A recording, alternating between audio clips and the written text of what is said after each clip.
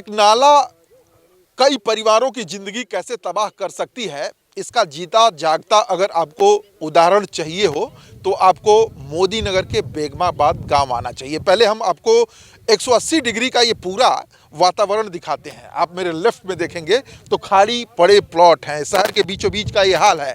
और उसके बाद देखेंगे तो एक पानी का बड़ा सा तालाब दिखेगा आपको। दरअसल ये पानी का तालाब नहीं, एक नाले से आता हुआ पानी है जो ठहर गया है।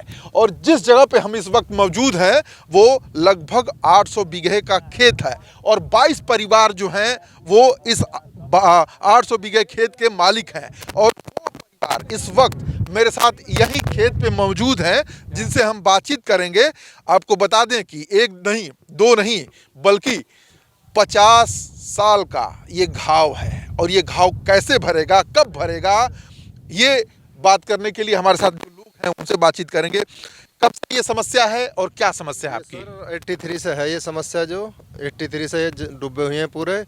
पीछे नाला पक्का, आगे नाला पक्का, बीच में सारा कच्चा नाला है। जब भी इलेक्शन होते हैं आश्वासन दे देते हैं यहाँ के विधायक भी, सांसद भी, कैसे बनवा देंगे, लेकिन आज कोई भी कार्रवाई नहीं हुई है इस बारे में। जो समस्या यही है जी, किसान की जो खेती है वो ये जी जो सब डूबी पड़ी है, नौकरी चाकरी ये इसी के ऊपर है, हम दामोदर जमीन के ऊपर। अच्छा बेचनी चाहे तो कोडिया के भाव भी नहीं पूछ रहा कोई, ना जी। पानी खत्म हो जाए तो हम तो बेच के कहीं और ले लेंगे जमीन, समाधान हो जाए इस पानी का। तो हमको नौकरी थोड़ी करेंगे, हमारे बच्चे सभी थोड़ी नौकरी करेंगे। डूबी पड़ी है धरती। हाँ जी 50 सालों से धरती डूबी पड़ी है। इस नाले का बन जाए, समाधान हो जाए तो पानी पीने योग्य हो जाए। पानी भी खराब है यहाँ का, जो आदमी बीमार है, एलर्जी की शिकायत है लोगों। अभी खेत की समस्या की बात करते हैं। किस किस तरह की समस्याएं आपका खेत पानी में डूब गया है इसकी वजह से आती है? हाँ जी यो ये बहुत ही परेशानी है जी।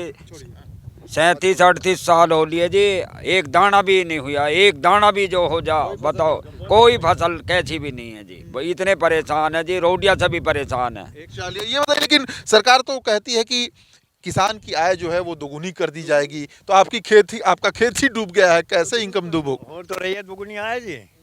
दाने एक दाने न वो है, जमीन है, उसके राशन कार्ड भी खत्म है।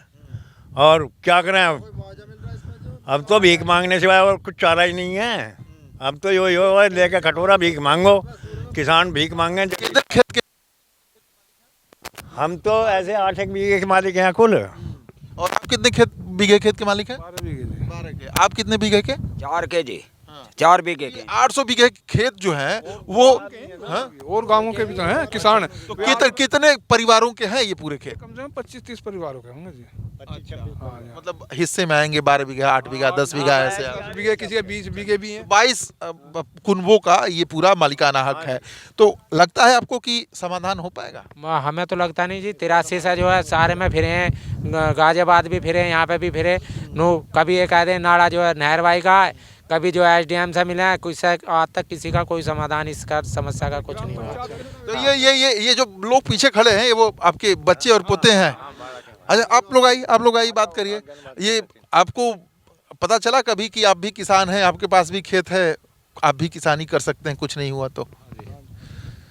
नौकरी मिलती है जी, सरकारी नौकरी भी खत्म करते जा रहे हैं, फिर क्या करे वो दिन फिर खेत और डूब जाए, कुछ बहुत है तन्नक से उसमें नाला टूट का सारे खेतों में पानी बच जाए, खेतों का नाश पाजी, घर में कुछ जाता नहीं, क्या करेगा आदमी? चलिए क्या करेगा। और 3 पीढ़ियां जो हैं वो मेरे साथ इस वक्त खड़ी हैं।